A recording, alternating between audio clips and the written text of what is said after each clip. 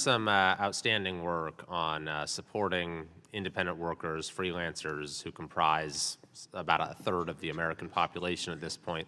That number's fairly likely to grow. I think it's very important that right now we take advantage of the opportunity to put protections for independent workers into statute, which is why I've introduced the Modern Worker Empowerment Act, Modern Worker Security Act, which I know you mentioned in your introduction. So before getting into that, though, would you mind just giving us a brief recap of the effect that the attacks on independent workers have had in California with AB 5, as your institute has shown, and then the threat posed by the Biden administration's effort to sort of mimic that legislation?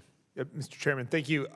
I think the key thing to remember is after California passed AB 5, a number of businesses, including businesses that no one would consider the businesses that Mr. Cesar is calling or abusing their workers. The New York Times told photographers, freelance writers in California they wouldn't work with them anymore because they didn't want to have to provide the benefits that California was going to require them to provide those workers for just a small amount of work. And so people in the film industry, people in lots of industries who are making significant sums of money lost their positions. And so people in your district were losing their jobs. Truckers were told you are no longer going to be allowed to move products from the ports out of the ports, including when we had massive port challenges of moving goods during COVID. We had people who were unable to move those goods because those workers knew the risks and the benefits that they were taking upon themselves in starting the business. And then California's legislature came in and they said, we're not going to allow you to make that decision anymore. We're going to protect you from yourself. We're going to protect you from making money because we think we know better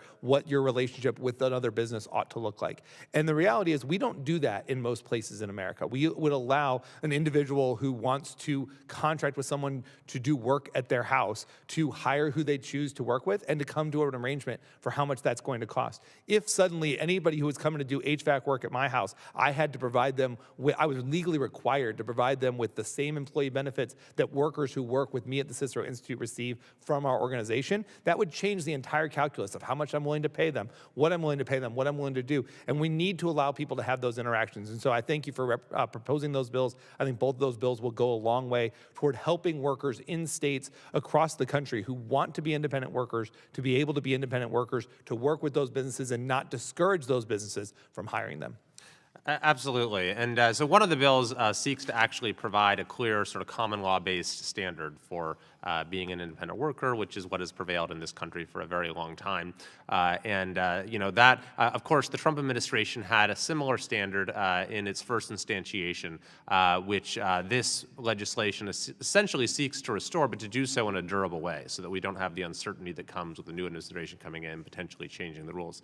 But then the other bill deals with this topic of portable benefits that you've written a lot about. So could you just tell us a little more about what those are and why under current law sometimes employers or I should say hiring entities are discouraged from offering them to independent workers? Yeah, so as Ms. McCutcheon mentioned, one of the factors at the very end of the Wage and Hour Division's rule on independent contracting, that's the current regulation that's obviously being challenged right now, but the one from the last administration explicitly says we can consider whatever additional factors we want to. But one of the factors that has traditionally been considered in deciding whether a worker is an employee or not is whether there's benefits that are provided to those workers. And your bill would explicitly say that the mere provision of access to benefits, if that is the arrangement that the worker and the hiring entity want to do, is not going to be considered as a factor in determining whether that person's an employee. So I'll give you an example. If an individual worker has a spouse who has, as I mentioned earlier, a health savings account or a retirement account, and their employer does not fill the entire account, but they would prefer to have the tax preferences of having those dollars put into the health savings account. Maybe they recognize that they can actually save tax dollars by putting it in the account from the business directly, and then they don't have any of the business taxes that Mr. Cesar is worried about.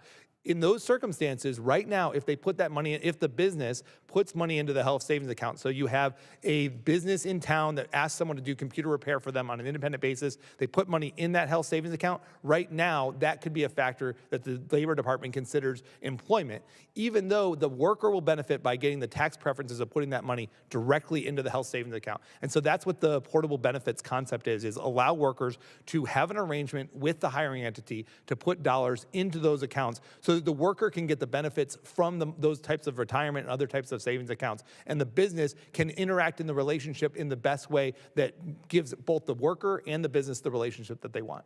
Yeah, it's a total win-win. I mean, under current law, the dynamic you describe is sort of a no good deed goes unpunished. Whereas if you want to provide this level of security and benefits to an independent worker, then that might cause the entire relationship to be recharacterized in a way that's in neither the interest of the hiring entity or of the worker. And so what we're trying to do is provide a safe harbor to prevent that from happening. Thanks so much for your work on this topic. I yield back. Mr. Owens from Utah.